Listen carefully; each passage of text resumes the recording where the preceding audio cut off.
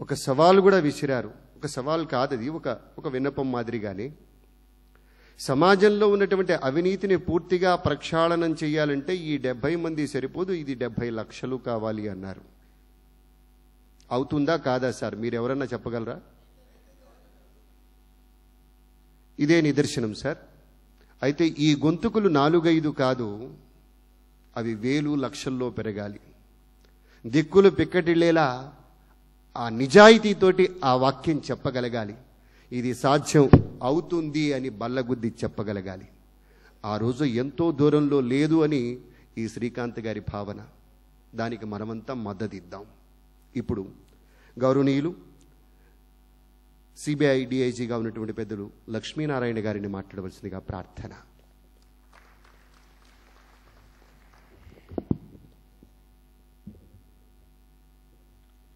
వేదిక మీద ఆశీస్సులైన శ్రీ మోహన్ కందా గారు, శ్రీ పొత్తూరి వెంకటేశ్వరరావు గారు, అరవిందరావు గారు, శ్రీకాంత్ గారు, ఈ కార్యక్రమంలో పాలు పంచుకోవడానికి రాష్ట్రంలో వివిధ భాగాల నుంచి వచ్చిన ఏసీబీ మరియు సిబిఐ కేసెస్లో కంప్లైనెంట్స్, తర్వాత ఈ కరప్షన్ ఫ్రీ ఆంధ్రప్రదేశ్ లో ఉన్న ఎగ్జిక్యూటివ్ మెంబర్స్. కొన్ని రోజుల క్రితం శ్రీకాంత్ గారు వచ్చి నాకు అమెరికా నుంచి ఫోన్ చేసి, ఇలాంటి ఒక ఆలోచన మాకున్నది, ఒక చిన్న ప్రోగ్రాం మేము చేద్దాం అనుకుంటున్నాము, ఇందులో ఏసీబీ కంప్లైనెంట్స్ని ఇంక్లూడ్ చేస్తున్నాము, మీరు ఆ కార్యక్రమానికి రాగలరా అని చెప్పినప్పుడు నేను చెప్పాను, ఏసీబీతో పాటు సిబిఐ కూడా ఇక్కడ పనిచేస్తున్నామండి యాంటీ కరప్షన్ దీంట్లో, కాబట్టి సిబిఐ డిపార్ట్మెంట్కి ఇచ్చిన కంప్లైనెంట్స్ను కూడా మీరు ఇంక్లూడ్ చేయగలిగితే అది చాలా బాగుంటుందని నేను సలహా ఇచ్చాను. ఆయన వెంటనే దానికి ఒప్పుకొని ఈరోజు మా దగ్గరికి వచ్చి కంప్లైంట్స్ ఇచ్చి ఆ కేసెస్లో దోషులైన అధికారులకు శిక్ష పడినట్టు చేసిన కంప్లైనెంట్స్ కూడా ఇక్కడ ఉన్నారు. నేను చెప్పడం ఏంటంటే, ఒక కేసును కన్విక్షన్ వరకు తీసుకువెళ్ళడం అంటే అదొక చాలా కష్టమైన యాక్టివిటీ. అది 2009లో కన్విక్షన్స్ అయ్యాయంటే అది 2000 కానీ 2001 అప్పుడు రిజిస్టర్ అయిన కేసెస్ ఉంటాయి మోస్ట్లీ. కాబట్టి ఈ 8-9 సంవత్సరాల్లో ఈ జరిగిన ట్రయల్లో ఈ కంప్లైనెంట్స్ కోర్టుకు వచ్చి వాళ్ళు సాక్ష్యాలు చెప్పి, అక్యూజ్డ్ అంటే ఆరోపి వాళ్ళ దగ్గర నుంచి ప్రెషర్స్ ఉంటాయి వీళ్ళ మీద, వాటిలన్నింటినీ తట్టుకొని చివరి వరకు నిలబడిగారు అంటే really hats off to them. కాబట్టి వాళ్ళు చేసిన వాళ్ళ పరిధిలో ఉన్న కరప్షన్ని బయటకు తీసుకురావడానికి చేసిన ప్రయత్నాలను మేము ఇక్కడ గుర్తించాలని ప్రయత్నిస్తున్నాము. సో దట్ మిగతా వాళ్ళు కూడా దీన్ని స్ఫూర్తిగా తీసుకొని ఏసీబీ మరియు సిబిఐ దగ్గరికి వచ్చి కంప్లైంట్స్ ఇవ్వగలరు అన్న ఉద్దేశంతో ఈరోజు ఈ కార్యక్రమం ఇక్కడ జరుగుతుంది. నిన్న మేము ఆల్మోస్ట్ ఒక హాఫ్ అన్ అవర్ మా ఆఫీస్లో డిస్కస్ చేశాము. మీరు ఈ ఫంక్షన్ చేసి వెళ్ళిపోతారు, ఈ తర్వాత ఏం చేస్తారు అన్నది. ఈ తర్వాత ఏం చేయాలి? బేసిక్గా నేను వాళ్ళకి చెప్పింది ఏంటంటే, అవినీతి పరులైన అధికారుల మీద యాక్షన్ తీసుకోవడం ఒక భాగము, అసలు ఈ అధికారులు కూడా అవినీతి పరులు కాకుండా ఉండడానికి మనం ఏం చేయగలం అన్నది మీరు విచారించాలి, ఆలోచించాలి అని నేను వాళ్ళకు ఒక సలహా ఇచ్చాను. కాబట్టి మీరు స్కూల్స్ అండ్ కాలేజెస్లోకి వెళ్ళి అక్కడున్న విద్యార్థులతో మాట్లాడి వాళ్లలో నైతికత ఇలాంటి వాల్యూస్ మనం అక్కడ ఇన్కల్కేట్ చేయగలిగితే రేపు వాళ్ళు అధికారులు అయినప్పుడు ఇటువంటి పరిస్థితి ఎప్పటికీ రాదు. కాబట్టి మీరు స్కూల్స్ కాలేజెస్కి వెళ్ళి అక్కడ విద్యార్థుల్లో ఇటువంటి విషయాల గురించి మీరు డిస్కషన్ చేసి ఈ అవినీతి వల్ల మన దేశంలో ఏం జరుగుతోంది అన్నది వాళ్లకు తెలియజేయగలిగితే, సో దట్ అట్లీస్ట్ మనం 10% వ్యక్తుల్ని మనం రేపు నీతి పరులుగా ఆర్ పీపుల్ విత్ ఇంటెగ్రిటీ మనం తయారు చేయగలిగామంటే దట్స్ ఎ బిగ్ కాంట్రిబ్యూషన్ అని చెప్పాను అనమాట. ఎన్నో వెబ్సైట్స్ ఉన్నాయి మన దగ్గర, ఎన్నో ఎన్జిఓస్ వర్క్ చేస్తున్నాయి మన స్టేట్లో కానీ దేశంలో కానీ. ఫైనల్గా some output should definitely come. దీనివల్ల ఫైనల్గా ఇది మనం చేయగలిగాము, ఒక కరప్షన్ మనం ప్రివెంట్ చేయగలిగాము, అలాంటి ఒక ఇది మనం తీసుకురాగలిగితే అది చాలా it will be a very good contribution for the society. అదేవిధంగా నేను చెప్పాను, ప్రజల్లో కూడా ఈ అవినీతి గురించి ఎక్కడ కంప్లైంట్ చేయాలి, ఎవరి దగ్గరికి వెళ్ళి కంప్లైంట్ చేయాలి, ఇది కూడా చాలా మందికి తెలియదండి. దాన్ని బట్టి మేము SMS క్యాంపెయిన్స్ స్టార్ట్ చేశాము. ఇక్కడ మీ ఫోన్స్లో కూడా మీకు SMS క్యాంపెయిన్స్ వస్తుంటాయి. సెంట్రల్ గవర్నమెంట్ ఆఫీసర్స్ విషయంలో మీరు ఎవరైనా కంప్లైంట్స్ ఇవ్వాలనుకుంటే అది CBIకి ఈ నెంబర్స్లో మీరు కాంటాక్ట్ చేయండి అని చెప్పి. తర్వాత ప్రతి కేసు జరిగిన తర్వాత మేము ప్రెస్కి, మీడియాకు విజ్ఞప్తి చేస్తుంటాము. మీ బ్రీఫింగ్లో చివర ఫోన్ నంబర్స్ ఇవి తెలియజేయండి పబ్లిక్కి, so that they can come and complaint to us. ఈ విధంగా మా తరపున కూడా మేము ప్రచారం చేస్తున్నాము, ఎవరు వచ్చి ఎక్కడ కంప్లైంట్ చేయాలి. తర్వాత వచ్చేసి చాలా మంది వచ్చి చెప్తారు మా దగ్గరికి, సార్ ఇక్కడ ఇలా కరప్షన్ జరుగుతుంది, అక్కడ కరప్షన్ జరుగుతుంది, బట్ కంప్లైంట్ చేయడానికి ఎవరు ముందుకు రారనమాట. వాళ్ళకున్న సమస్యలు ఏంటంటే, సార్ రేపు నేను కంప్లైంట్ చేసిన తర్వాత నన్ను ఆ సిస్టంలోంచి నన్ను బ్లాక్ లిస్ట్ చేసేస్తారు.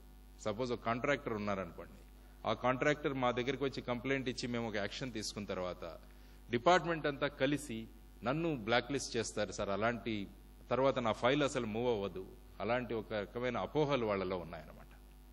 కాబట్టి అవి కూడా దూరం చేయడానికి మేము వాళ్ళకి కాన్ఫిడెన్స్ ఇస్తుంటాము. మీరు కంప్లైంట్ చేసినంత మాత్రానే మిమ్మల్ని ఎవరు బ్లాక్ లిస్ట్ చేయరు, మీ ఫైల్స్ అక్కడ క్లోజ్ అవ్వవు. ఇట్ ఈస్ అవర్ రెస్పాన్సిబిలిటీ, మా రెస్పాన్సిబిలిటీ మేము తీసుకొని we see that your file is properly moved. ఆ విధమైన కాన్ఫిడెన్స్ కూడా వాళ్ళకి ఇస్తుంటాం. ఇంకొక రకంగా వాళ్ళు అడిగే ప్రశ్న ఏంటి, సార్ రేపు వచ్చి మేము కోర్టులో ఎన్నిసార్లు మేము ఇది చేయాలి, ఎన్ని సంవత్సరాలు మేము కోర్టుల చుట్టూ తిరగాలి, ఇదొక సమస్య అన్నమాట.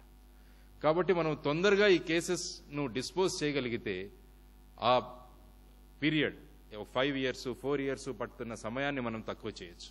ఆ ఉద్దేశంతో ఇప్పుడు CBI ప్రత్యేకంగా ఒక 5 కోర్టులు, ఇంకొక ఎక్స్ట్రా కోర్ట్స్ ఇక్కడ ఎస్టాబ్లిష్ చేస్తున్నారండి. 3 హైదరాబాద్లో, 2 విశాఖపట్నంలో. సో దట్ సెంట్రల్ గవర్నమెంట్ ఒక ఉద్దేశం ఏంటంటే, ఒక కేసు రిజిస్టర్ అయిన తర్వాత 1 సంవత్సరం లోపల దాని డిస్పోజల్ అయిపోవాలి, 1 సంవత్సరం లోపల ఆ కేసు పరిష్కారం అవ్వాలి. ఆ విధమైన ఉద్దేశంతో నెంబర్ ఆఫ్ కోర్ట్స్ పెంచుతున్నారనమాట. తర్వాత రైట్ టు ఇన్ఫర్మేషన్ యాక్ట్ కూడా వచ్చింది. It's a very good development. Right to information వల్ల సిస్టంలో ట్రాన్స్పరెన్సీ, పారదర్శకత రావడానికి కూడా చాలా కారణభూతం అవుతుందండి. ఇట్ ఈస్ స్టార్టెడ్ 2005లో మొదలైంది, but it is taking a good shape. తర్వాత టెండరింగ్లో టెండరింగ్ ఇలాంటి రకరకాల పద్ధతులు ఇంట్రడ్యూస్ చేస్తున్నాను అనమాట. నేను వాళ్లతో కూడా చెప్పాను, మీ సంస్థ ద్వారా ప్రతి డిపార్ట్మెంట్లో కరప్షన్ ఎక్కడెక్కడ జరుగుతున్నది, ఆ కరప్షన్ జరగడానికి కారణాలు ఏంటి అన్నవి కూడా మీరు ఒక సకువల ఇది విశ్లేషణ చేసి, అది అవ్వకుండా ఉండడానికి మీరు అమెరికాలో ఉంటారు కాబట్టి మీ దగ్గర టెక్నికల్ నాలెడ్జ్ ఎక్కువ ఉంటుంది. ఆ టెక్నికల్ నాలెడ్జ్ని మనం ఇక్కడ ఏ విధంగా మనం ఉపయోగించగలము అన్నది కూడా మీరు ఒకసారి ప్రయత్నం చేయగలిగితే, సో దట్ ఒక ఫైల్ సబ్మిట్ అయిన తర్వాత అది ఎన్ని రోజుల్లో డెసిషన్ అవ్వాలన్నది ఒక ఫిక్స్ చేసేసి, it should be through a system అనమాట. ఇప్పుడు నేను ఫైల్ పెట్టుకుని కూర్చొని ఈ డబ్బులు ఇస్తే తప్ప నేను ఈ ఫైల్ క్లియర్ చేయను అని చెప్పేసి ఒక అధికారి కూర్చుంటే, ఆ డబ్బులు ఇచ్చి ఫైల్ని క్లియర్ చేయించుకుంటున్నారు అనమాట. అలా కాకుండా మనం సిస్టంలోనే ఏ విధమైన ఇంప్రూవ్మెంట్ తీసుకురాగలిగి, సో దట్ సీనియర్ నుంచి ఇమీడియట్గా ఈ ఫైల్ ఇన్ని రోజుల్లో మూవ్మెంట్ అవ్వాలి అన్న విషయాలు మనం చేసుకోగలిగితే, so use of technology in solving the problems, అవి కూడా మీరు ఒకసారి చేయండి అని చెప్పి నేను శ్రీకాంత్ గారికి నిన్న విజ్ఞప్తి చేశాను. ఈ విధంగా మీరు ఈరోజు చేస్తున్న ఒక మీ వంతు భాగంగా మీరు ఇక్కడ చేస్తున్నారు. మా కంప్లైనెంట్స్ అందరికీ మీరు ఇక్కడ పిలిచి వాళ్లకు సత్కారం చేస్తున్నారు. It's a very good initiative. So that వీళ్ళు వెళ్ళి వాళ్ళ అనుభూతులను, అనుభవాలను మిగతా వాళ్ళకి చెప్పిన తర్వాత మిగతా ప్రజలు కూడా వచ్చి మా దగ్గర కంప్లైంట్స్ ఇచ్చి, slowly it's a small effort, but అందరూ కలిసి మనం చేయగలిగితే definitely will have a corruption free society. Thank you mister Srikanth for including me in this thing.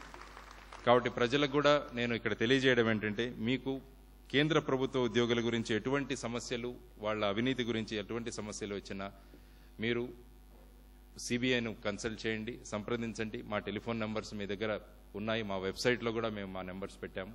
So that మేము అంతా కలిసి ఒక ఈ సమాజంలో ఉన్న అవినీతిని నిర్మూలించడానికి ప్రయత్నిద్దాం. ధన్యవాదాలు. Thank you.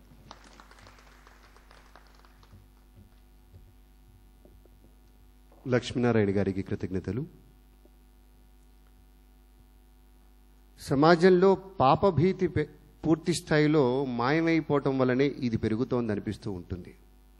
ఒక తప్పు చేసిన వాడికి ఒక శిక్ష గనక వెంటనే పడినట్లయితే మరొకడు కాస్తంత భయపడతాడు. దురదృష్టవశాత్తు మన న్యాయ వ్యవస్థ కూడాను కొంచెం కాలయాపన చేసే విధంగానే కొనసాగుతూ ఉంటుంది. అలా కాకుండా వెంటనే ఒక తప్పు జరిగింది, వెంటనే శిక్ష పడినట్లయితే ఈ సమస్య రాదు. కర్మ ఏమిటంటే మంచివాడికే వస్తాయి ఈ సమస్యలు, స్వైన్ ఫ్లూ, అటువంటి వాళ్ళకి ఏం రావు. ఆ రోజు కోసమన్నా ప్రార్థిద్దాం. అంటే అలా పోవాలని కాదు, మార్పు రావాలన్న ఉద్దేశంతోనే మాట చెప్తూ, ఇప్పుడు ఈరోజు అవార్డు అందుకోనున్నటువంటి ప్రముఖులు వారే ఇవాళ కార్యక్రమ కథానాయకులు కాబట్టి అందులో ఇద్దరిని ఎంపిక చేసుకున్నాం సార్, కొంచెం సమయాన్ని దృష్టిలో ఉంచుకొని. ఇక్కడ నిజానికి ఇది సమయం చూసుకోకుండా చేయాల్సినటువంటి కార్యక్రమం, ఎందుకంటే 10 మందిలోకి ఇది బాగా వెళ్ళాలి కాబట్టి. కానీ కొన్ని అవాంతరాలు అనుకోకుండా వస్తాయి.